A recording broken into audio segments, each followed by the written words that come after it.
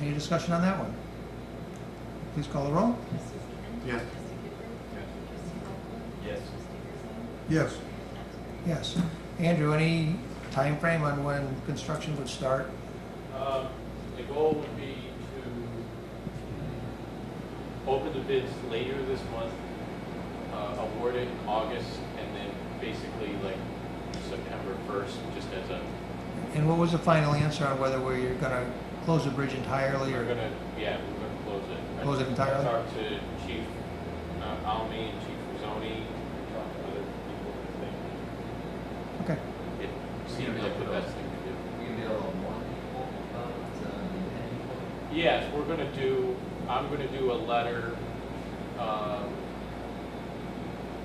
well, really, it'll only be, there's two houses in the village on the other side, and then two more houses that are covered by District 4. So they'll definitely be notified, by a letter. Can we borrow one of the signs to say? Yeah, no, close? McDonald put that in the bid, that the contractor would have to put electronic boards on each side of the bridge a week before the closure. Then I'll call the newspaper and we'll do the mass email thing, so. And then there'll be other signs set up, basically detouring you up around Dutch Meadows. It should cut 2 weeks at least, maybe 3 off of the construction time. And Probably quite a lot of cost, right? it should. We don't have to have any flaggers. We don't have to have, which adds up. All the safety, we'd have to do like barriers down the middle of the bridge while they work on one side. It should make a difference. Anything else on that? Item number 8 is the approval of volunteer firefighter Michael Bearcroft. I'd like to move that. Like to second it? Any discussion? A little bit. He was here the night of the fire, just looking over the apparatus floor as the guys were throwing their stuff on and going out. And I was coming in and he said, "What do I do?" Got a phone, go out and take some pictures. But he helped us all through the thing. He's experienced. He said a lot. I did see him guiding hoses in and out of the building, so. He's good. Any other discussion? All in favor say aye. Aye. Any opposed? Item number 9 is a resolution certifying Chief Peter Frizzoni's application for a pension waiver pursuant to Section 211 of the New York State Retirement and Social Security Law. This would be the waiver allowing him to collect his pension while also collecting his salary. I'll make the motion. I'll second. No, Tom second. Any discussion? Please call the roll. Yes. Yes. Yes. Yes. Item 10 is the mayor's comments. I got a few. We had our work session a week ago, last Tuesday, and the person that was supposed to be first was Lori's gluten-free, who was going to get a loan from our revolving loan fund.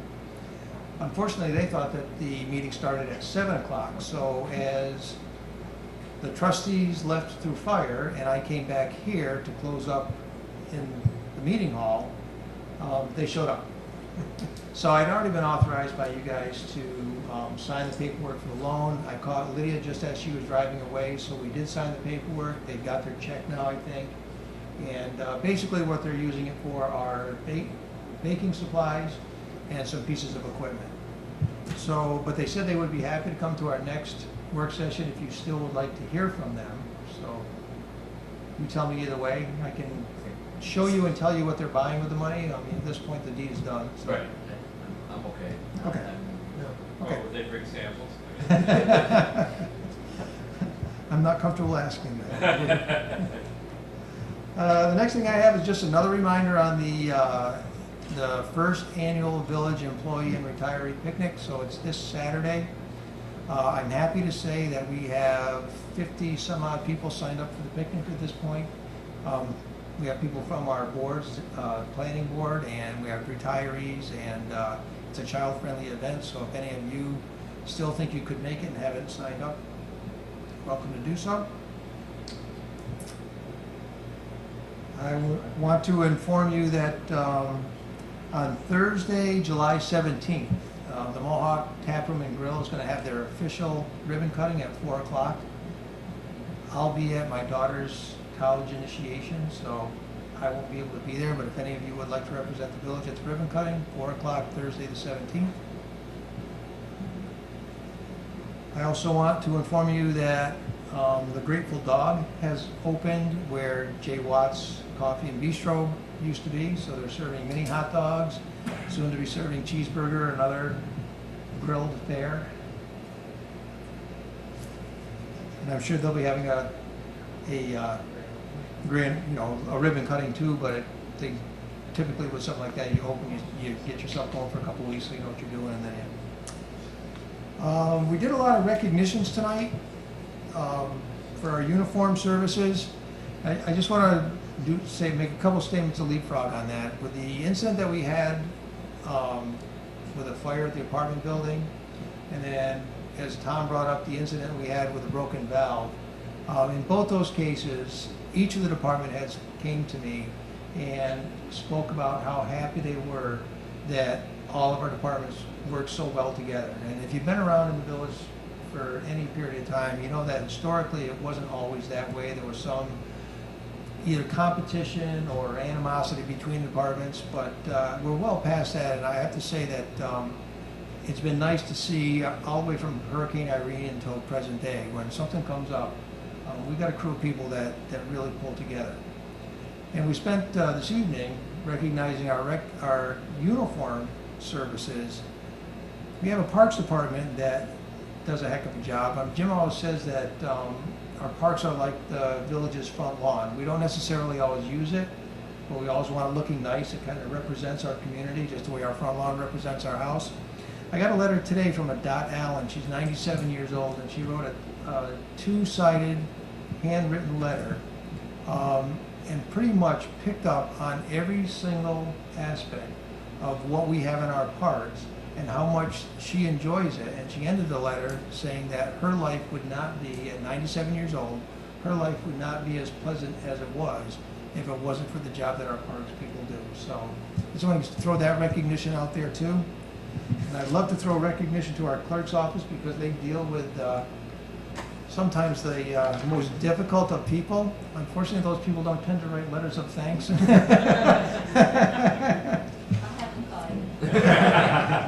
But I do have to say, I mean, the theme for this evening has been those kind of recognitions, and we've got some people that work in this village that I put up against anybody anywhere else.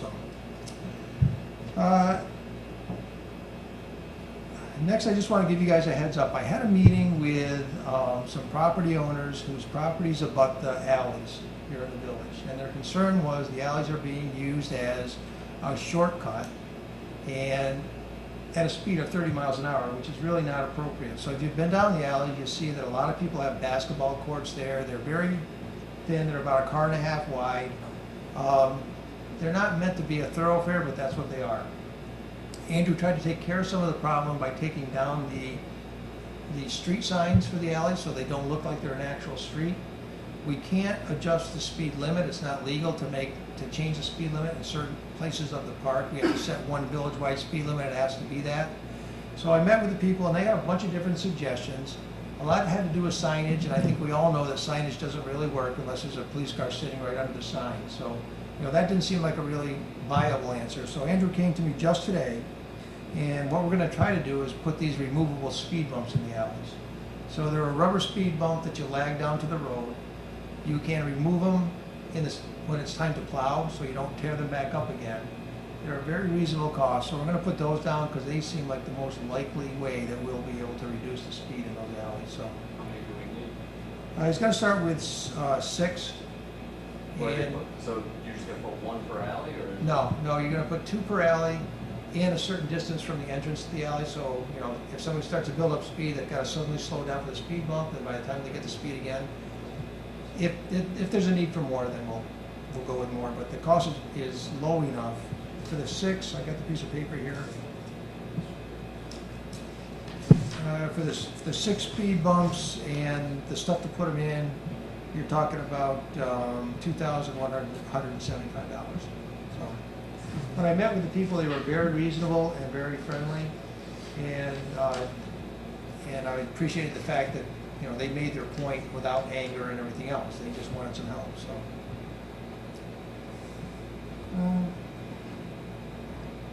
I also wanted to let you guys know that we had a donation to the village from Mary Bianchi and John Menzer. So they had attended the reunion of the Scotia high school class of 1966 and realized that one of their classmates, John Seiler, had passed away. So John Seiler spent a good amount of time in the village here, ended up moving to Texas, but his entire life he loved to fish. So Mary Bianchi and John Menzer donated $250 to the Parks Recreation Program to purchase fishing equipment. So for the program, I've already sent them a thank you letter, but we were able to get 5 fishing poles, nets, tackle, and to add to what we already had there. So we appreciate that. And then the last thing I wanted to do is give you an update. If you happen to see the article in the Gazette saying that the bowling alley was up for sale, I got a call from a very upset Fran lawyer, the owner of the bowling alley.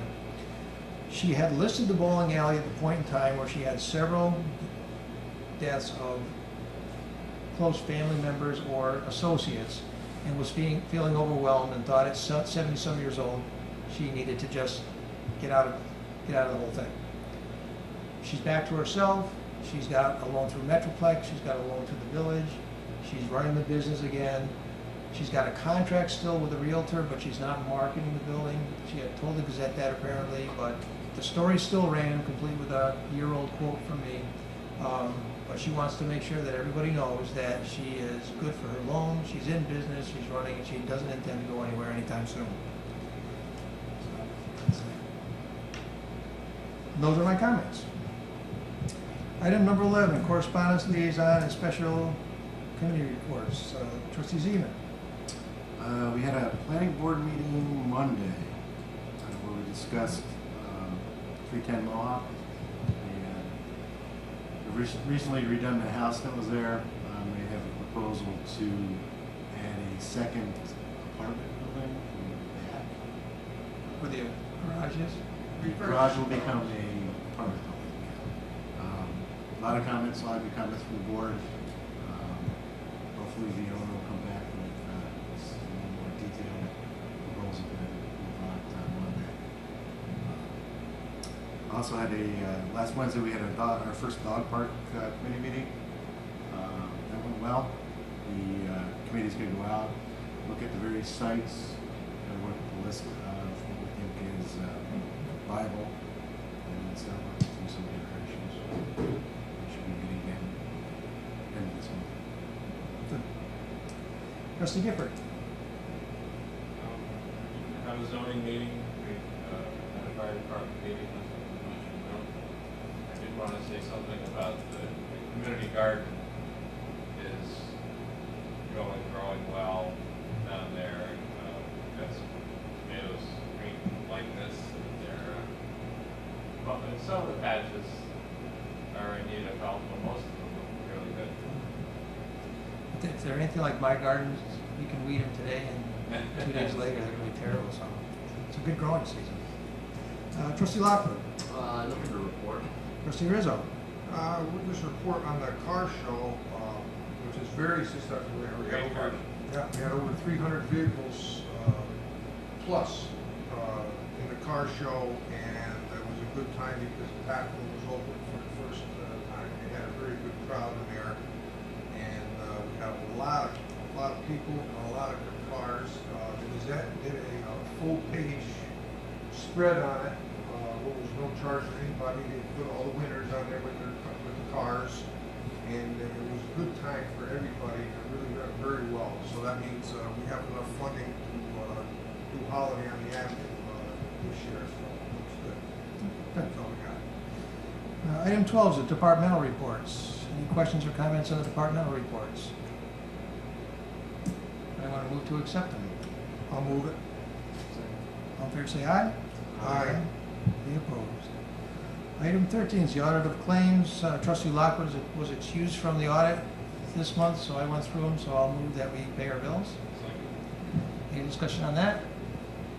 Please call the rolls. Yes. Yes. Yes. Yes. I'll have to say, I've looked at a lot of audits, and this was the most boring audit I think I've ever looked at. Item 14, approval of the minutes of the June 3rd special meeting of the Board of Trustees. I'll move that we approve them. Any discussion? All in favor say aye. Aye. Any opposed? Item 15 is the minutes of the regular meeting of the Board of Trustees on June 11th. I'll move that we approve them. Second. Any discussion? All in favor say aye. Aye. Any opposed? And item 16 is the approval of the minutes of the special meeting of the trustees on July 1st. I'll move that we approve them. Second. Any second? Who wasn't there? I'll second. Okay. You'll have to abstain. All in favor say aye. Aye. Any opposed? Any abstentions? Yes. Item 17 is new business. Do any trustees have any new business for us tonight? I've got two. I'm going to ask you to authorize me to enter into a contract for the iRespond program in the fire department. I'm going to let Ken describe it better than me, but in basic terms, the iRespond program, they've been piloting for a free trial. It's worked well, and it basically allows the chief to know who's responding to any calls, and therefore know if he's got adequate response, too much response, whatever. So, if Never it's had in, too much. yeah. So, it's an app that goes on your phone. And you just push a button and put your name up on here and on the board of the station. And It's a web-based program, and I'm probably the wrong person to talk about web-based anything, but I'll give you it's a dispatching program, as Trustee Gifford said. I did jot down the good parts of it for you. So it's compatible on computers, personal computers, smartphones, works on any phone. Again, it's 100% web-based. Lets the incident commander know what manpower and resources are available to him, and that's whether he's here at the station or on the scene. Just look at the phone and know who's coming for what. Manpower intensive calls or details, or things like flooding and stuff, it gives responding manpower status. Mutual aid response allows the officer to determine response based upon available manpower. If we're going to the city, all the guy's got to do is hit his app, hit a button, and it's going to put down that he's coming to the station. So before the officer leaves, he may want to wait for a couple more people and know that the village is covered as well. It integrates times and dispatch notes from incidents directly into the current fire reporting software that we have.